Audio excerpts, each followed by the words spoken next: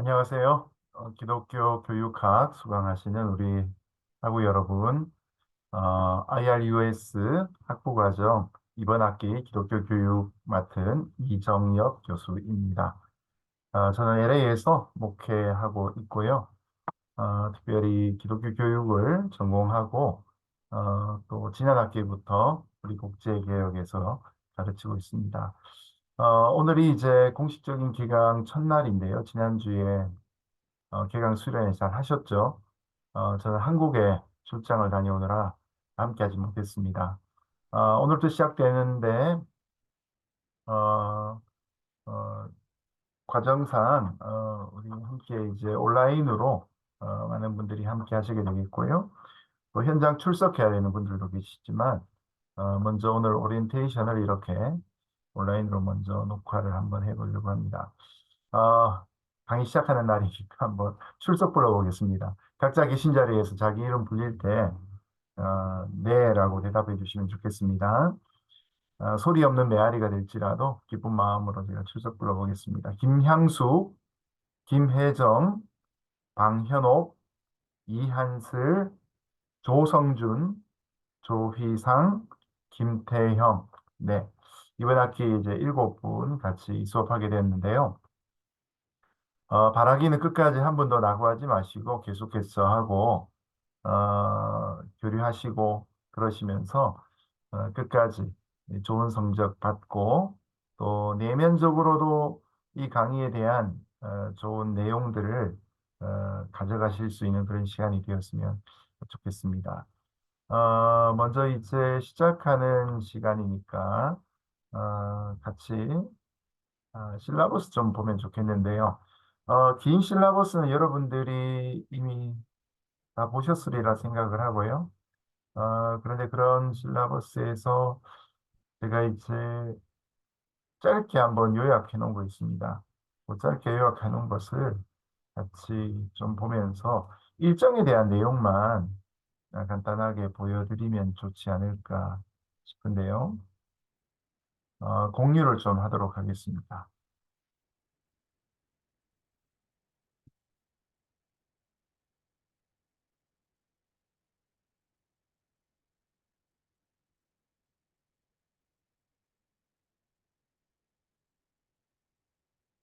잠깐만 기다려 주시면 좋겠습니다.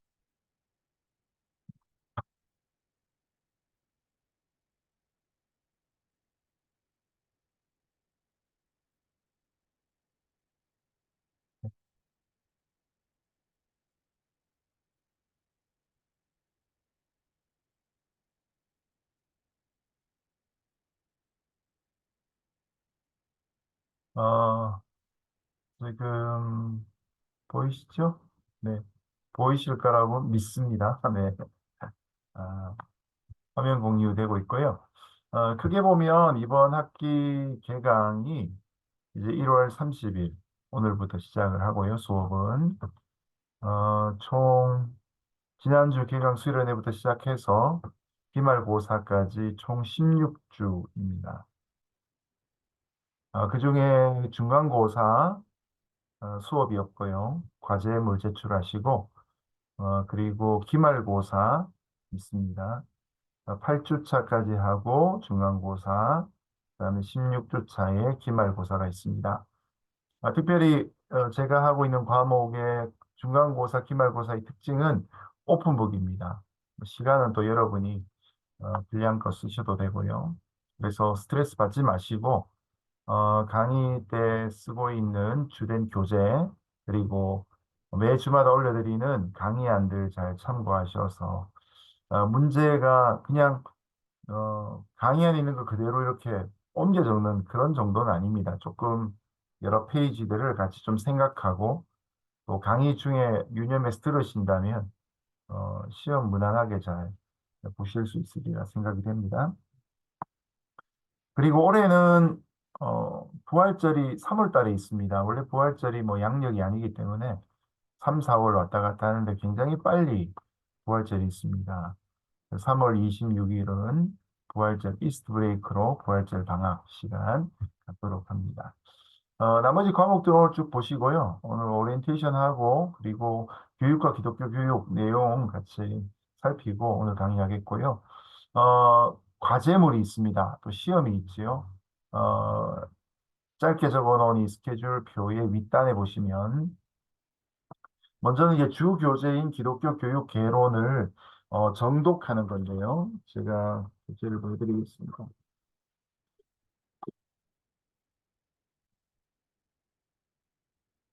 음, 이 교재를 여러분들이 뭐 다 사실 필요는 없고요. 왜냐하면 제가 여러분들에게 나눠드리려고 책을 이렇게 썬다고 표현하는데 책 이 세네카 부분을 잘랐습니다. 그리고 이게 이제 스캔을 했는데요. 어, 소장용으로 필요하신 분들은 서점에 오더하셔가지고 이 책 뭐 가지고 읽으셔도 좋겠고요. 대신 제가 책 사시는 것도 어렵기도 하고 이 전체를 다 읽기에는 분량이 또 많은 그런 교재입니다. 그래서 제가 매주 아마 한 챕터 정도 될 것 같아요. 그렇지 않은 챕터 될 거고요.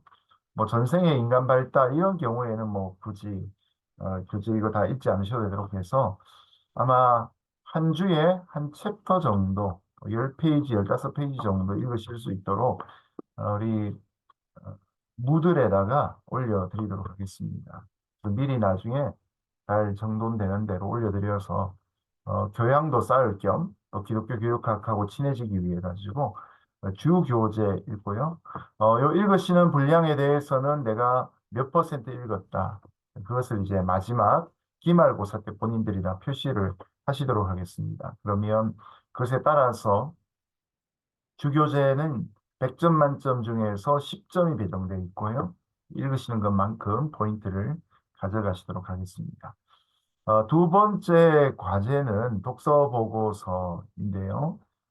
두 번째 과제는 에밀이란 책입니다. 에밀. 강의를 하다가 여러분께 또 말씀을 드릴 거고요. 또 다른 과제가 이제 삶을 변화시키는 가르침이라는 교재가 있습니다. 에밀은 중간고사 때, 삶을 변화시키는 가르침 독서 보고서는 기말고사 때 이렇게 진행하게 됩니다. 이 주 교재는 그냥 뭐 앉은 자리에서 한 10분, 20분 이렇게 쭉 읽으시면 되는 강의를 듣기 전이나 강의를 듣고 난 다음에 읽으시니 그렇게 부담 없이 그냥 읽어 넘어가는 분위기를 읽으시면 되겠고요. 에밀은 뭐 소설 같은 책이기 때문에 여러분들이 특별히 토요일 오후 아니면 주일 저녁 이럴 때 시간을 한 번만 비워 놓으시고 쭉 읽어 가시면 될 것 같아요. 그다음 삶을 변화시키는 가르침 이거는 마찬가지로 얇은 책이긴 합니다만은 여러분들이 조금 어, 어차피 챕터들이 잘 나눠져 있기 때문에 매 주마다 한 챕터씩 읽으시면 아마 유익하게 도움이 될 것 같습니다. 책에 대한 소개는 제가 또 다음번 시간들에 하도록 하겠습니다. 중간고사, 기말고사 있다고 말씀드렸죠. 이것도 여러분 큰 걱정하지 마시고요. 자료들을 충실하게 보관하고 계시고 표시해 놓으셨다면 시험 치시는데 부담 없을 것 같습니다. 자, 요 공유는 중지하고요. 이제 오늘 해당하는 내용 좀 보도록 하겠습니다. 성적에 대해서는 염려하지 마시는데 대신에 온라인으로 전체 수업 들으시는 분들은 무들에 우리 자신이 강의 듣고 난 다음에 소감 올리시는 부분 있죠. 리플렉션 올리는 부분. 어, 그 강의 내용을 요약하는 분도 많으신데 어떤 경우에는 상당히 많은 내용을 강의 내용을 요약하시는데 굳이 그러실 필요 없습니다. 그냥 강의 때 들었던 내용 중에서 자기하고 좀 이렇게 영어로 표현하면 인터랙션이 일어난 이 부분에 좀 짠한 마음이 드는 감동이 드는 뭉클한 몰랐는데 새로 알게 되었던 이런 부분들을 소감을 적어주시면 됩니다. 네, 그런 내용을 레터지의 절반 정도, 반 페이지 정도만 적어주시면 됩니다. 한두 주 하다 보면 조금 어려울 수 있다 싶은 분들에게 제가 또 개인적으로 연락을 드려서 어떻게 할지 같이 진행하도록 하겠습니다. 지난 학기에는 제가 출석반 그리고 온라인 반이어가지고 출석하는 학생들하고 주로 인터랙션을 많이 했는데요. 이번 학기는 온라인을 하는 분들이 많기 때문에 온라인을 하는 분들에게 조금 더 신경을 쓰고 진행하도록 하겠습니다. 자, 화면 공유 새로 한 번 더 하겠는데요.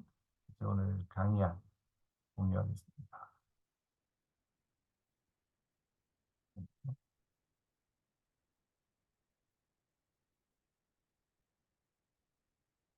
네, 기독교 교육학 개론입니다. 네, 넘어갔는데요. 제가 이제 여기서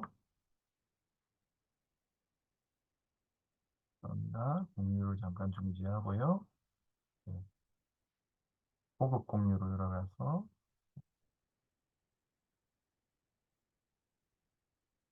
네, 이거를 좀 네, 넣으려고 합니다.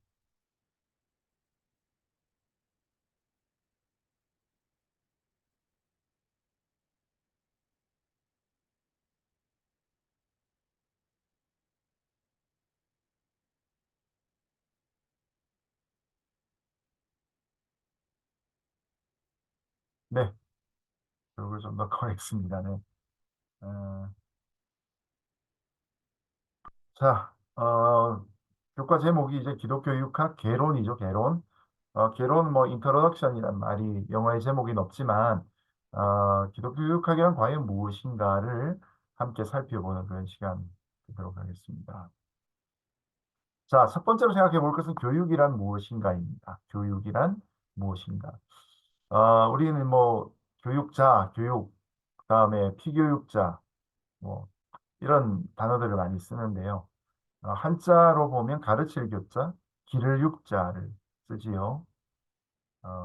교육이란 한자만 뭐 시험 문제 나올 건 아니지만 주의를 기울여서 한번 보시기 바랍니다. 자, 교육. 우리는 교육 그러면 대반에 떠오르는 것이 시험입니다. 왜냐하면 계속 시험을 치면서 교육의 다음 단계로 올라갔기 때문이죠. 여기 화면에서 왼쪽 아래 보이는 여기는 대구 근처에 있는 팔공산에 있는 갓바위라는 곳입니다. 이 갓바위는 이제 부처가 있는데 그 갓을 쓰고 있다 그래요. 네. 아주 평평한 돌이 머리 위에 이렇게 올라가 있는데 아무래도 뭔가 이렇게 학자 같은 느낌이 들지 않습니까? 더군다나 이제 이 갓바위가 있는 동네가 대구광역시 달성군 학사동, 박사동 이렇게 됩니다. 이 동네 이름이 박사동, 학사동, 석사동은 없습니다만 그러다 보니까 한국에서 해마다 수능 시험 가까워오면 여기 이제 불공 들이러 가는 엄마들이 엄청 많습니다. 꼭 뭐 그런 건 아니지만 이제 구경 삼아 한번 올라가 본 적도 있는데 여기 올라가다 보면 이제 연말쯤 되면 인산인해를 정말로 이룹니다. 왜 그렇습니까? 이 시험을 잘 쳐서 다음 과정으로 올라가요. 그래서 한국에서는 교육이라는 게 지금까지는 거의 뭐 합법적인 신분 상승의 유일한 통로처럼 뭐 그렇게 여겨지기도 했죠. 참 무지막지한 구석이 좀 있죠. 왜냐하면 1년 동안의 수고, 아니 12년 동안 했던 수고가 하루에 시험으로 결판 나게 되는 이런 무시무시한 모습이 있습니다. 미국은 그래도 이제 뭐 SAT 같은 시험 치기도 하고 요즘 뭐 SAT 받지 않는 학교들도 좀 생기긴 했지만요. SAT 시험도 자기가 이제 선택적으로 여러 번 칠 수가 있지요. 그래서 우리가 교육이라는 정의를 생각할 때마다 그냥 교실을 생각하고 교사와 학생을 생각하는데 거기에 꼭 이런 시험을 떠올리게 되는 것. 이건 뭔가 좋지 않은 영향력을 갖고 있는 모습을 보여줍니다. 실제적으로 아시아 태평양 지역에서 배움의 사회문화적 영향에 관해서 유네스코에서 연구 프로젝트로 진행한 내용 중에 보면 특별히 아시아 태평양 지역에서 교육 중에 시험 문화가 차지한 영역이 크다. 이렇게 말하죠. 제가 초등학교 때 교회를 처음 나갔어요. 여름 성경학교 때 인형 탈 쓰고 북치고 장구 치면서 얘들아 여름 성형학교 가자 막 이러면서 이제 아이들을 데리고 교회로 갔어요. 저는 이제 거기에 따라가게 된 겁니다. 그리고 참 처음으로 경험하는 여름 성경학교 때 정말 좋았습니다. 교회란 곳이 어떤 곳인지 경험도 했고요. 그런데 주중에 여름 성경학교 하고 그리고 나서 첫 번째 맞이하는 주일에 교회를 갔는데 저로 봐서는 처음으로 교회를 주일에 간 겁니다. 그런데 그날 여름 성경학교에 관한 성경고사를 치는 거예요. 제가 교회를 뭐 처음 나와가지고 이제 첫 주에 갔는데 시험을 치니까 성적이 제대로 나왔겠습니까? 제 기억으로 아마 45점쯤 나왔던 것 같아요. 그 시험지를 들고 집에 갔더니 너는 교회 시험 치러 갔냐고 어머니가 야단치셔가지고 한동안 교회를 못 갔던 적이 있습니다. 여러분 옛날 교회 다닐 때 교회에서도 시험을 쳤습니다. 성적을 매기고 우등상은 선물을 주고 저 같은 사람은 이제 스스로 낙제가 된 것이죠. 사회적인 영향력이 교회가 이 교회의 영향력으로 교육이 들어가게 된 그런 모습을 보여주죠. 그런데 이런 걸 보고 이제 시험인간이라고 그렇게 표현하죠. 책 제목이 있기도 한데요. 이런 조건의 시험에서 좋은 성적을 얻으려면 교육이 아니라 훈련이 필요하다. 이 책에 나오는 내용을 인용한 겁니다. 문제의 내용을 이해하고 그동안 축적한 자기 자신의 지식을 적용해서 해결하는 과정이 아니라 여러 가지 유형의 문제 정답의 패턴을 반복해서 숙달함으로 거의 생각이 이르지 않고 기계적으로 반응하는 훈련입니다. 그죠? 시험은 제한된 시간 안에 쳐야 되기 때문에 여러분 고민하고 생각하고 적용하는 게 아니고요. 시험을 푸는 연습을 하는 거죠. 우리가 받아왔던 한국 교육의 전형이 바로 시험을 푸는 교육입니다. 그런 의미에서 시험은 결코 교육이 될 수 없다는 것입니다. 자, 그러면 교육이란 게 무엇인가? 가르칠 교자와 기를 육자인데요.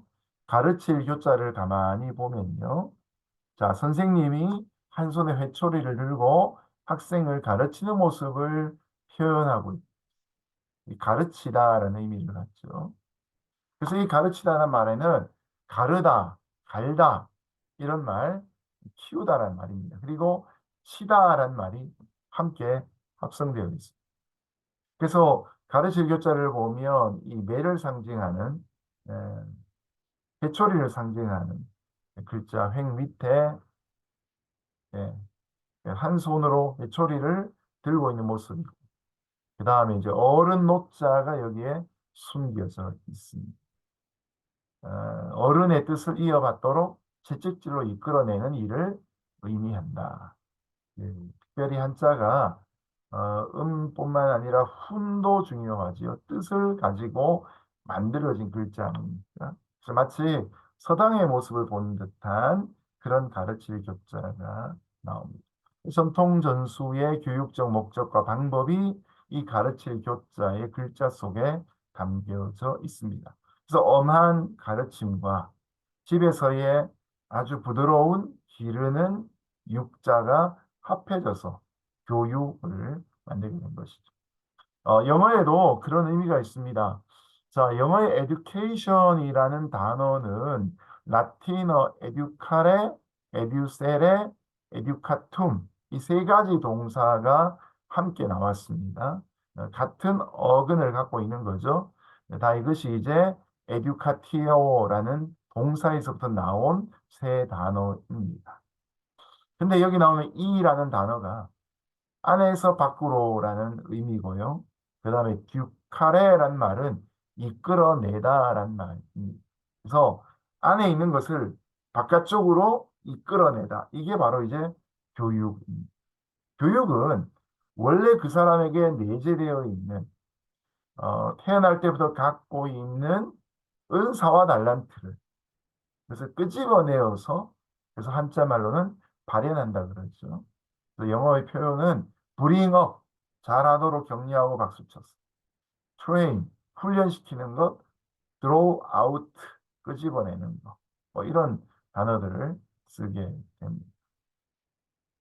어, 네. 그래서 그림으로 보자면 이런 그림이 있는데요. 제가 잠깐 자리를 옮기겠습니다.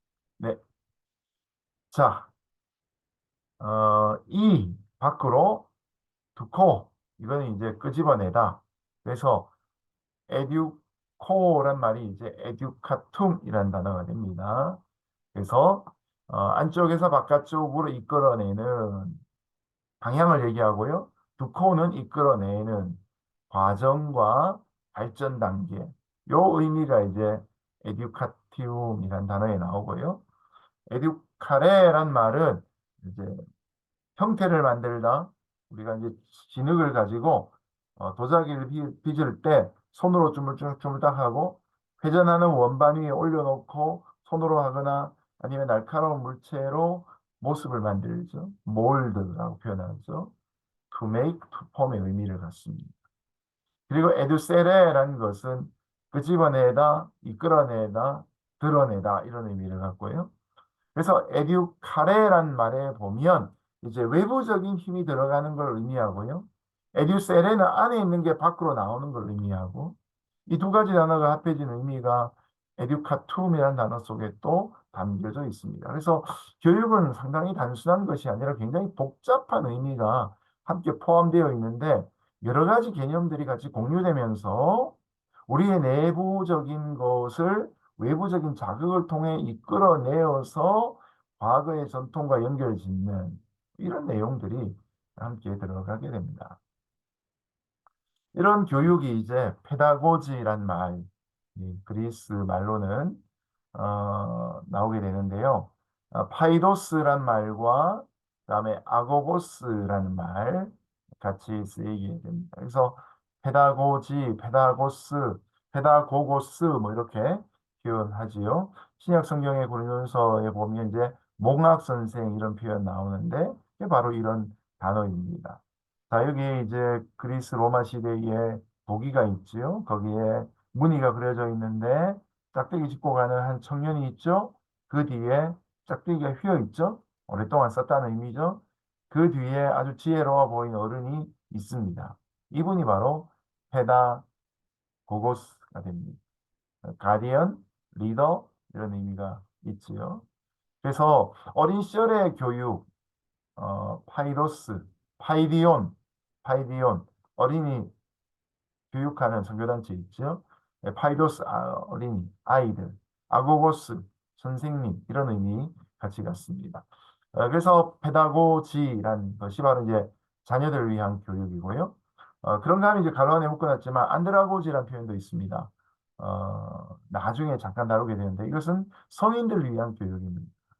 그래서 안드라 인류학 할 때 안드라 이런 말 들어가지고 인류, 사람 이런 의미가 담겨져 있습니다. 자, 한국적인 정의를 같이 보겠는데요. 대한민국의 교육학의 아주 대부가 되시는 분, 정범모 선생님 계십니다. 서울대학교 나오시고 시카고 대학에서 이 강의하면서 계속 시카고 대학 이야기를 할 거예요. 왜냐하면 시카고 대학이 미국 교육을 주도했던 학교이기 때문입니다. 거기서 교육학 석사, 철학 박사를 받고 1952년부터 서울대학교 교수를 하셔서 30년 넘게 가르치셨습니다. 그리고 난 다음에 충북대학교 총장으로 하셨다가 또 한림대학 총장까지 하십니다. 서울대학교에서 은퇴하시고 두 군데 대학에서 총장까지 하셨죠. 이분이 이제 평생 동안 교육학을 공부하셨으니까 한국 교육에 끼친 영향이 지대합니다. 교육 과정론에 아주 탁월한 세계적인 학자인 타일러라는 사람으로부터 배우신 분인데요. 자, 이 정범모 교수께서 내린 교육에 대한 정의. 여러분 여기 놀라지 마십시오. 교육에 대한 정의가 굉장히 짧습니다. 원래 어, 보수들은 복잡하게 설명하지 않고 간단하게 설명합니다. 자, 정범호 선생이 말씀하시는 한국적 교육의 정의는 인간 행동의 계획적 변화. 이렇게 결론 내릴 수 있습니다. 사람이 갖고 있는 행동, 이것이 이제 반복되다 보면 습관이 되고 인격이 되죠. 이런 행동을 우발적으로 바꾸는 것이 아니라 계획적으로 의도를 가지고 어떤 프로그램 안에서 교육자와 피교육자 사이에 일어나는 상호작용을 통해서 긍정적인 방향으로 바꾸는 뭐 이런 설명들이 더 덧붙여질 수 있습니다. 그러나 이 짧은 문장이지만 이 문장을 우리가 꼭 기억할 필요가 있는 것 같아요. 교육이란 뭐냐? 인간 행동의 계획적 변화. 여러분, 교육은 누굴 위한 겁니까? 사람이죠, 인간. 두 번째, 무엇을 바꾸는 겁니까? 행동을 바꾸는 겁니다. 습관과 인격이 포함되어 있죠. 우발적으로 변화시키는 것이 아니라 계획적으로 바꾸는 것이다. 바꾸는 것이 좋은 방향으로 가는 걸 보고 우리는 변화 이렇게 표현하죠. 그래서 한국에서 있는 모든 교육학에서 교육에 대한 정의는 이 정범모 선생의 정의를 크게 벗어나지 않습니다. 인간 행동의 계획적 변화. 여기에 이제 살을 붙이면서 자신들의 정의를 만들곤 합니다. 자, 그래서 이 교육이란 인간 행동의 계획적 변화인데요. 인간, 휴먼 나오죠. 자, 인간은 어떻습니까? 지정의가 있죠. 육체가 있고 영혼이 있습니다. 인간의 구성 요소가 있겠죠. 행동, 자, 외현적 행동이 있고 내면적 행동이 있겠죠. 우리의 습관, 감정, 의지, 뭐 이런 부분들까지 교육이 영향을 끼치죠. 그래서 인간의 교육이 훈련만이 아닌 것은 동물들은 훈련으로 변화되죠. 그러나 인간은 내면, 지정의와 영혼이 있기 때문에 내면적 행동도 변화가 됩니다. 세 번째, 계획적인 intentionality, 의도성을 갖고 있다. 그래서 교육의 목표가 있어야 되고, 교육의 이론이 있어야 되고, 그 교육을 이뤄내는 과정도 필요하고, 그래서 교육이 하나의 과학적인 학문으로 자리를 잡을 수 있게 됩니다. 변화는 뭡니까? change가 일어나게 됩니다.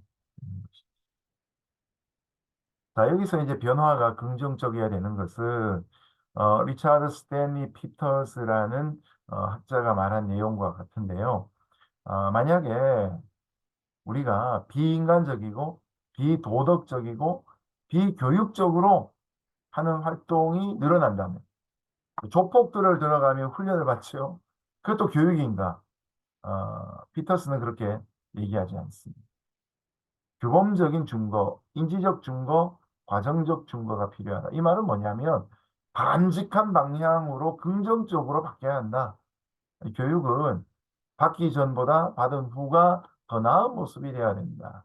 그래서 조폭들의 그 훈련과 학교에서의 교육, 깜빵에서의 그런 교육과 반복과 어, 한방 갔다 오면 꼭 죄를 더 짓게 되죠. 그런 것과 사회적으로 받는 교육은 질적으로 다른 것이다. 교육은 좋은 변화들에만 쓸 수 있다. 이렇게 정리할 수 있습니다. 자, 먼저 우리가 생각해 볼 것은 이제 일반 교육의 과제와 목표인데 우리가 이미 받아왔던 내용들이에요. 볼프강 크라키라는 분은 이제 교육의 목표는 주어진 상황의 해석과 경제, 사회, 정치, 문화적 체계에 계속된 발전의 역사적 상황을 전제하여 성장 세대의 이해와 이들의 미래의 가능성과 과제들에 대한 전제를 포괄적으로 표현해야 한다. 네. 교육의 과제와 목표가 굉장히 포괄적이죠. 그죠? 네. 뭐 이런 세상의 교육은 크게 네 종류의 사람을 만들려고 합니다. 첫 번째, 자주적인 사람, 두 번째, 더불어 사는 사람, 세 번째, 교양 있는 사람, 네 번째, 창의적인 사람. 자, 여러분 이 네 가지 가만히 보세요. 우리가 다녔던 초등학교, 중학교, 고등학교, 대학교, 학교에 학훈, 학교와 말하는 학교의 교육 목표에 이 단어들이 많이 담겨져 있습니다. 자주, 창의, 교양, 뭐 이런 식으로. 예. 물론 이제 기독교적 가치를 갖고 있는 미션 스쿨들은 성경적인 용어를 쓰지만 그렇지 않은 일반적인 학교에서는 이 네 가지를 가지고 결국 학교의 방향을 결정합니다. 자, 이런 걸 알고 보면 모든 게 다 쉬워지는 거죠. 다 근거가 있게 되는 거죠. 자, 이런 세상 교육의 과제는 뭐냐? 이상적인 인간들이 모두가 행복한 사회를 만드는데 일차적인 목표가 있습니다. 그래서 사람이 존재하는 이유와 목적에 대한 깨달음, 자아 목적이죠. 아이덴티티를 발견하는 거죠. 두 번째, 자신의 고유한 가치와 소유를 목표할 뿐만 아니라 그것을 통일하는 겁니다. 자아가 통합되는 것입니다. 내가 갖고 있는 능력과 내 가치관이 일치가 돼야 되겠죠. 세 번째, 사회문화적인 환경의 도전들에 대해서 자기의 대답, 자아, 실현이 이루어져야 됩니다. 쓸모 있는 사람으로 살아가야 되는 거죠. 그래서 이 자아 목적, 자아 통합, 자아 실현, 이게 뭉쳐져서 성숙한 인간성을 만들게 되는 것이 어, 보통 일반 교육의 과제이고 목표가 됩니다. 아까 보셨던 이제 볼프강 크라프키 딱 보면 이제 독일 사람 같이 보이시죠, 여러분? 이름만 봐도. 네. 그래서 이런 역할들 속에서 어, 교육자인 티처가 컨텐츠, 교육의 내용들이죠. subject matter, stuff 이렇게 나와 있죠. 뭐 교과서로 표현되는 또 교육의 도구들로 표현되는 걸 가지고 학생들을 어떻게 만나느냐 여기에 따라서 교육이 이루어지게 되어 있다. 이런 설명들. 우리가 알 만한 내용들 도식으로 만들고 교육하고 가르칩니다. 자, 독일의 슈미트라는 분이 계시는데요.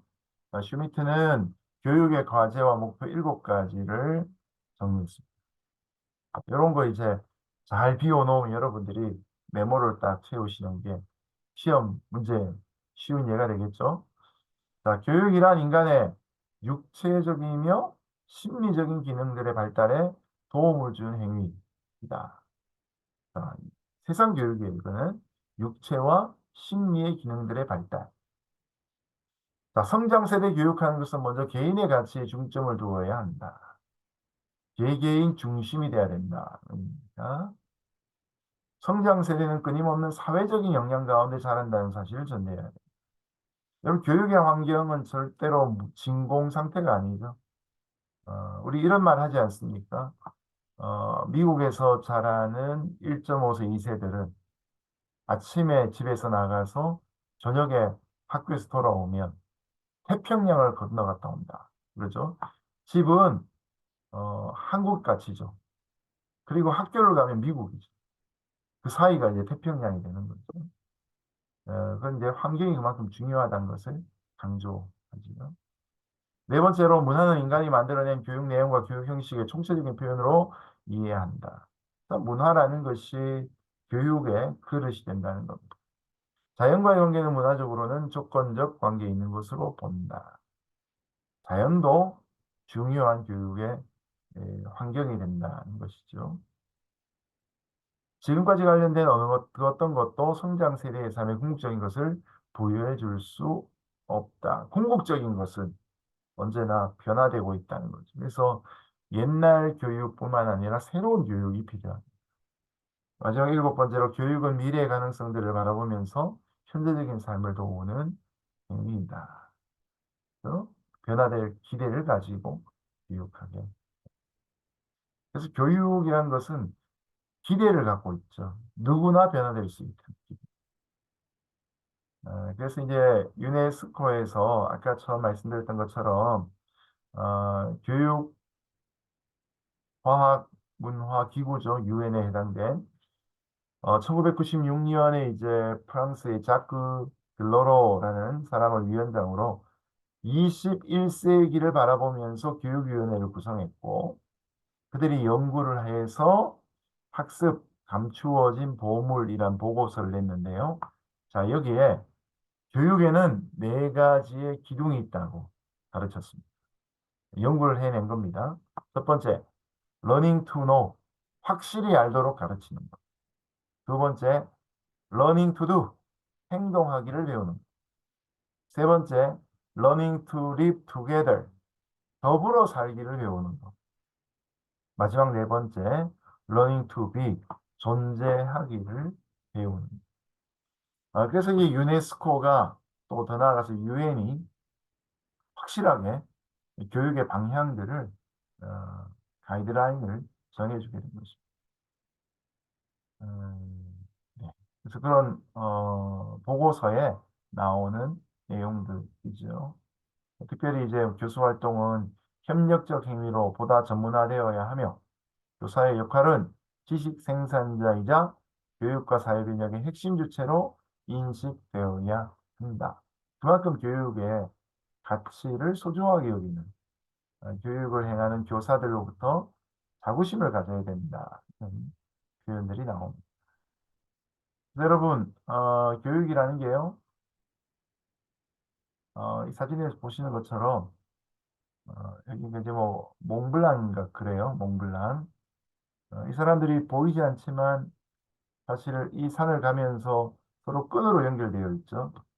크레바스라고 해서, 저런들 지나가다가 갑자기, 어, 눈 밑에 쌓여 있는 얼음덩이들이 쪼개져 있는, 때로는 뭐 수십, 수백 미터까지 내려간다는 거죠. 혼자 걸어가다가 빠지면 그 크레바스 속에 나올 수가 없게 되는데 같이 가는 사람들이 저 끈을 연결해가지고 생명줄을 연결해서 힘을 이루어서 몽블랑을 올라가죠. 그래서 교육이라는 것은 혼자 내가 막 나가는 것이 아니라 함께 가는 것이고요. 협력과 연대가 참으로 중요. 어, 그 교육학 중에서 제일 유명한 속담이 하나 있는데요. 네, 그게 이제 아프리카 속담이에요. 아이 하나를 키우기 위해서는 마을 하나가 필요하다. 미국에서 나오고 유럽에서 나온 교육학자가 만들어낸 것이 아니라 아프리카에서 만들어진 속담입니다. 아이 하나를 키우기 위해서는 마을 하나가 필요하다. 단지 뭐 뛰어난 교사 밑에 있다고 해서 교육이 되는 것이 아니라 공동체 안에서 지금까지 유구한 역사 속에 쌓여져 있던 공동체의 전통과 또 그 아이가 갖고 있는 가능성들을 끄집어내어주고 긍정적인 방향으로 변화를 일으켜 주고자 하는 의도적인 그런 교육들이 이루어져야 한다는 것입니다. 자, 여기까지가 이제 세상 교육에서 가르치는 교육학의 기본이고요. 자, 그러면 그것과 기독교 교육은 뭐가 다른가? 남아있는 시간 동안 한번 살펴보겠습니다. 자, 기독교 교육은 크리스천 에듀케이션이죠. 줄여서 CE라고 표현을 합니다.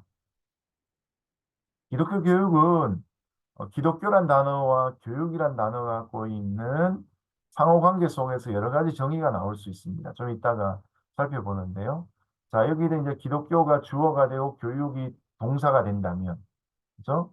우리 흔히 알고 있는 영어의 일형식이 된다면, 기독교가 하는 교육, 기독교가 교육화시키다, 기독교가 교육을 시키다, 이렇게 되겠죠? 기독교가 교육하다, 이렇게 되면 기독교가 행하는 교육 행위 총칭하는 말이 될 겁니다. 자, 교회가 그리스도의 복음을 맡은 책임을 갖고서 행하는 교육 행위 전체가 바로 기독교 교육입니다.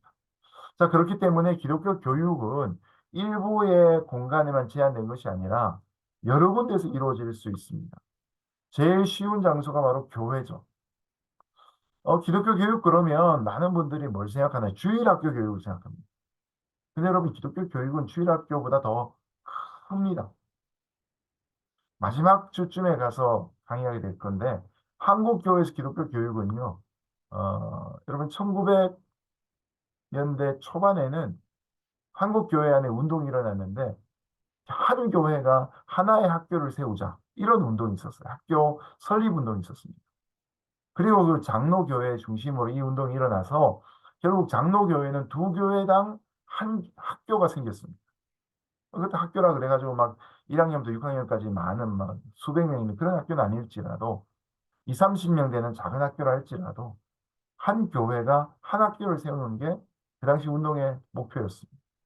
그래서 기독교 교육의 장은 주일 학교뿐만 아니라 교회가 되고 또 이처럼 신학교가 될 수 있지. 일반 학교에서도 크리스천 스쿨들이 기독교 교육할 수 있습니다. 미션 스쿨이라고 표현하죠. 가정에서도 기독교 교육할 수 있습니다. 선교 현장에서 기독교 교육하게 되겠죠.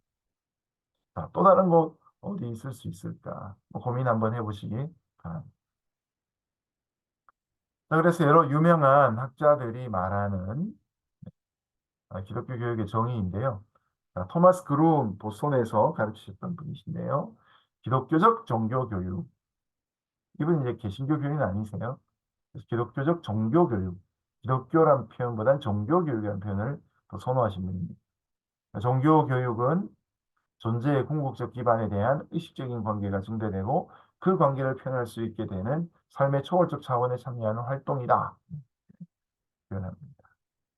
바그너 그랜돌프, 성경의 기초에서 그리스도를 중심으로 하여 성령의 능력을 부여받은 교수학습 과정으로서 개인으로 하여금 삶의 모든 국면에서 그리스도를 통하여 하나님의 목적과 계획을 알고 경험하도록 인도하는 일이다.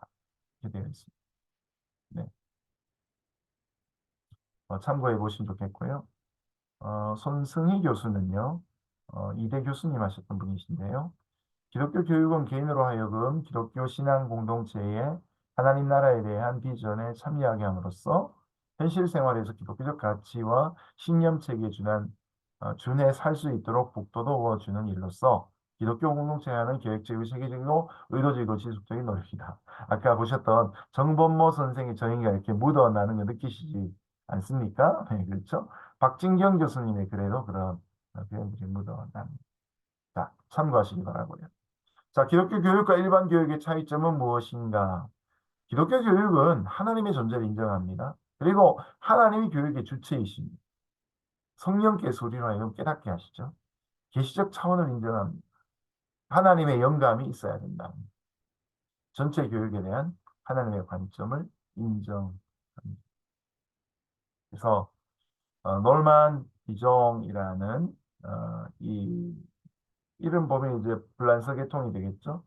Education in the Truth, 진리의 교육이라는 그 책에서 말하기를 모든 진리는 하나님의 진리다.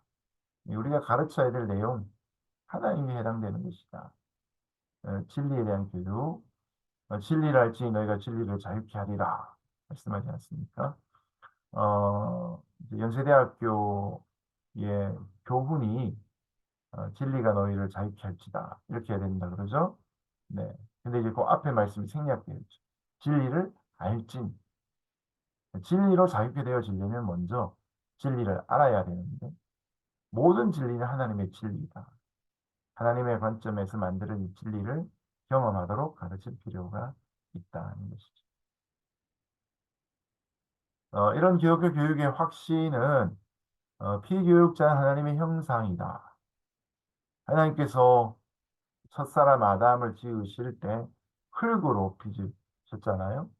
그리고 그 코에 생기를 후 하고 불어넣었을 때 생명, 리빙 소울이 되었지.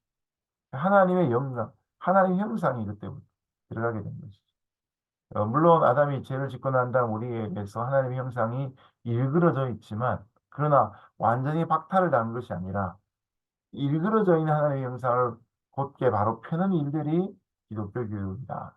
그래서 지정의 영적인 전인적인 인간에 대한 관심이 기독교 교육 안에 있습니다.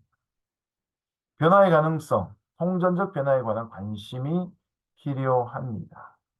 사람이 한두 가지 기능이 아니라 전체적인. 그래서 기독교 교육에는 음악, 예술, 미술, 음악과 미술 같은 예술과 또 체육 같은, 그죠? 스포츠 같은 그런 일들이 있죠. 미국 와서 처음 놀랐던 것은 YMCA가 기독교 단체가 아니고 체육관, 짐이었던 거예요. 네. 원래 시작은 그렇지 않았는데 나중에는 이제 운동하는 그런 공간이 되어버리고 말았죠. 근데 이제 처음 출발은 YMCA가 운동을 통해서 몸을 단련하는 그런 기독교적 가치가 있는 단체였던 거죠. 그 다음 기독교육의 확신은 하나님의 사랑으로 사람이 변한다. 여러분은 대학교에 학교 교훈인 교훈 뭐 많은 대학교들이 쓰고 있죠. 특별히 한양대 같은 경우에도 하나님의 사랑이 이제 교훈에 들어가더라고요. 하나님의 나라, 또 우리가 살아가는 이 세상을 변화시키는 그런 데 대한 관심이 있죠. 한동대 같은 경우에는 Why not change the world? 왜 세상을 변화시키지 못하느냐? 그런 이제 표를 갖고 있기도 하지요. 기독교 교육의 확신을 갖고 있는 내용들. 그래서 기독교 교육의 내용은 인간이 주체가 되어 인간이 되도록 가르친 인간의 노력이 아닙니다. 하나님 곧 성령님이 개입하시는 거죠. 말씀의 가르침을 통해 행하는 하나님의 교육이 있습니다. 그래서 사람이 참된 인간됨을 형성해 나가는 것이고요. 성숙한 인간이 되도록 돕는 일이 기독교 신앙이 그래서 채플들이 있기도 하지요. 교사가 강압적으로 주입하는 것이 아니라 성장의 이해 정도에 따라서 스스로 삶을 배우도록 기원합니다. 그래서 인티그레이션 모든 것들이 하나가 되기 위해서 성령의 사역이 필요하고 인스트럭션 강의도 필요하고 문화화도 필요하고 훈련도 필요하고 조건화도 필요하고 모델링 교화 사회화 다 필요합니다. 그러니까 주도적인 건 성령의 사역이 있죠. 이런 교육의 과제 우리가 봤죠. 네, 아까 앞에서 봤던 내용인데요. 결국 슈미트가 말하고 싶었던 것이 결국 기독교 교육인 거예요. 여러분, 세상 어디에서 인간이 존재하는 이유와 목적을 깨달을 수 있습니까? 진화론을 공부하면 인간의 존재하는 이유와 목적 깨달을 수 있나요? 그럴 수 없지 않습니까? 어, 하나님을 알아야 자신을 알죠. 자아 통합도 말씀 가운데서 이루어지고 자아 실현도 마찬가지. 사회문화적인 환경의 도전들에 대해서 자신의 대답이 나오려고 하면 자아 실현되려고 하면 기독교 교육이 답이 되는 겁니다. 한국 역사에 이제 지금부터 100년 전쯤에 그 시대를 주름잡던 독립을 이끌었던 그리고 개화의 일들을 이끌었던 그 유능한 인물들을 보면 거의 대부분이 기독교 교육을 받고 자란 사람들 아닙니까? 그것 때문에 이제 한국 사회가 발전하게 되었습니다. 네, 그런 부분에 우리가 빚을 많이 지고 있다는 사실 기억하실 필요가 있습니다. 자, 이런 기독교 교육의 다양한 표현들이 있는데요. 기독교 교육, 폭을 넓히면 종교 교육 이렇게 표현합니다. 지금도 통합 측 장로교단인 장로의 신학교 학부 과정에 보면 과가 여러 가 있는데 그 중에 종교교육과가 있습니다. 예, 종교란 말을 씁니다. 어, 저희 아버지도 이제 계명대학교 종교교육과를 다니셨는데요. 이 종교란 표현을 씁니다. 기독교 교육보다 조금 더 넓은 개념을 갖고 있죠. 기독교적 종교교육도 되고요. 또 기독교 교육이 교회 교육도 되죠. 근데 우리가 생각하는 가장 좁은 의미에서의 기독교 교육이 바로 교회 교육, 주일학교 교육 이런 게 되겠죠. 그다음 복음 선교, 전인 교육과 평생 교육, 안드라고지에 해당하는 성인들을 위한 교육에 해당합니다. 조금 더 특화되어진 것 중에 하나가 이제 영성 훈련, 스피리추얼 포메이션과 제자 훈련 있습니다. 기독교 교육학 배우시고 난 다음에 그 다음 단계로 꼭 가능하시다면 스피리추얼 포메이션을 배우시면 좋겠습니다.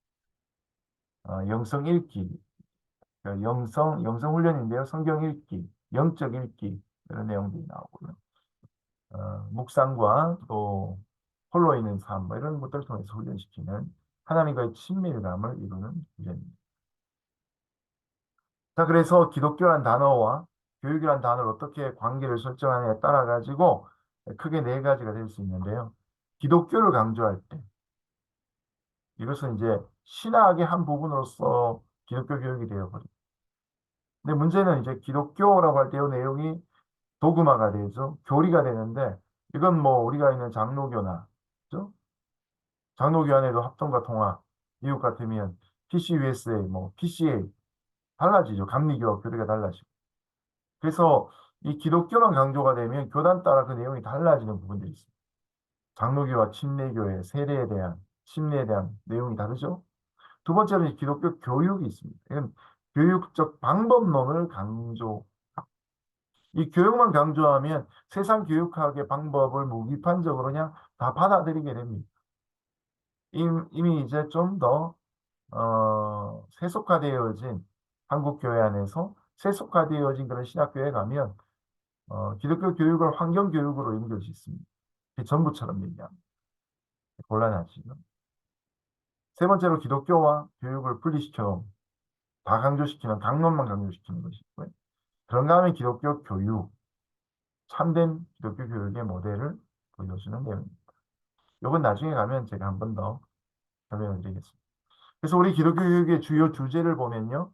지식, 난리지가 필요하고 두 번째, 신념이 필요합니다.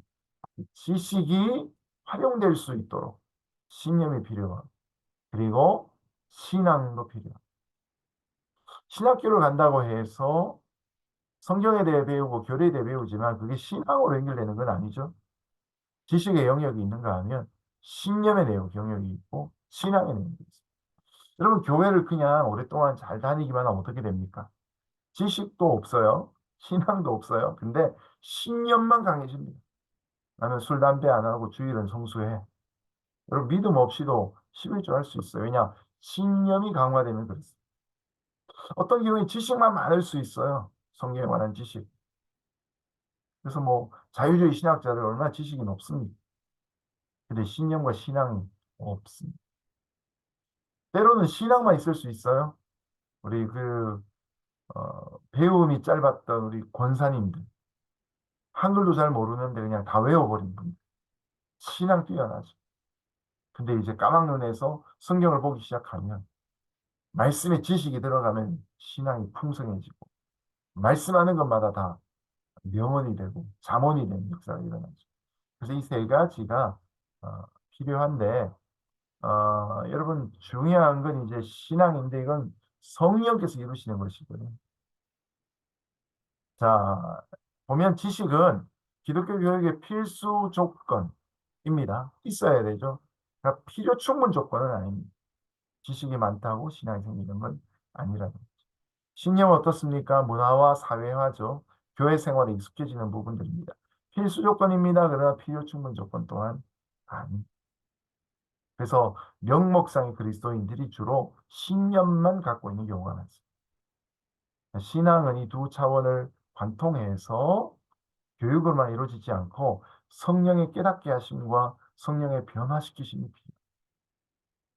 그것이 바로 신앙. 지식과 신앙, 신념 함께 필요하죠. 그래서 과거, 현재, 미래를 나눠보면요. 예, 과거, 성경이죠. 진리의 말씀. 현재는 개인의 실존적인 경험과 영적인 필요들이 있습니다. 그리고 미래는 구원을 완성해가는 신앙의 모습. 이것이 기독교 교육의 시간적 요소입니다. 기독교 교육은 오늘 이루어지지만 과거와 현재와 미래가 함께 공존하고 있다는 거죠. 여러분 재미나게도 요한이라는 사도는 성경을 무려 5권을 쓰죠. 요한복음, 요한 1, 2, 3서, 요한계시록. 요한복음은 과거입니다. 예수님이 어떤 분이셨는가. 그리고 요한 1, 2, 3서는 현재를 살아가는 성도들이 어떤 삶을 살아야 될지를 교훈하지요. 하나님과 교제하고 거짓 교사를 축출하고 그리고 형제들 자매들과 교제하며 살라. 무엇으로? 사랑으로. 그리고 요한계시록은 이 땅에 임할 하나님의 나라와 예수님의 재림을 얘기하죠.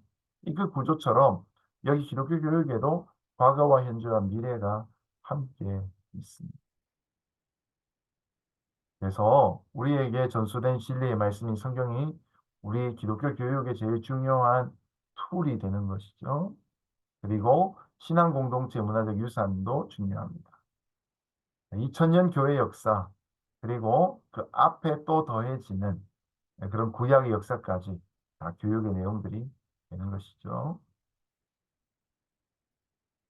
거의 끝이 납니다. 이제 기독교 교육과 기독교 세계관인데요. 기독교적 관점에 제일 중요한 것은 창조주 하나님에 대한 신앙이고요. 그것이 이제 신학적 기초, 철학적 기초, 심리학적 기초, 사회문화적 기초, 교육학적 기초, 성령의 조명 아래에서 이것이 학교와 가정과 사회와 교회로 적용되어지는 것이 바로 기독교 세계관적 기독교 교육이다. 이렇게 말씀드릴 수 있습니다. 자, 오늘 여기까지 1시간 정도 같이 살폈는데요. 여러분 기독교 교육이 일반 교육과 어떻게 다른지 한번 생각해 보시고요. 그런 리플렉션을 이제 어, 우리 무들에다가 반 페이지 정도 올려주시면 좋겠고요. 그냥 텍스트로 올리셔도 되겠고 아니면 파일로 만드셔가지고 그것을 파일로 업로드 하셔도 되겠습니다. 다음 주 우리 강의하기 전까지 과제 꼭 올려주시면 좋겠고요. 제가 여러분들 학장님으로부터 연락처를 다 받았습니다. 이미 제가 이메일 한번 다 보내드렸죠. 확인 안 한 분도 계시는데 제가 전화번호까지 다 받았기 때문에 개인적으로 연락을 좀 드리고 가능하면 카톡으로 좀 묶어볼까 합니다. 서로 막 이런저런 얘기 다 할 수는 없지만, 그러나 과목에 필요한 중요한 인포메이션들을 좀 전달할 수 있는 그런 채널들을 마련하고자 합니다. 자, 필요한 사항이 있으면 제 전화번호 입력하셔서 먼저 제게 카톡 신청해 주셔도 좋겠습니다. 소통하면서 한 학기 잘 감당하길 바랍니다. 제가 기도하고 마치겠습니다. 사랑하시는 하나님 아버지, 한 학기 동안 기독교 교육학을 함께 배웁니다. 우리가 이 시간을 통해서 우리 자신의 영적인 성숙도 이루어지고 또 기독교 교육의 가치를 느끼며 부르심받은 것에 준비되는 자를 되게 하여 주옵소서. 수업받는 일들에 불편함이 없도록 모든 학우들의 삶 가운데 주님 역사하시기를 원하며 예수님 이름으로 기도합니다. 아멘. 자, 다음 주 뵙겠습니다.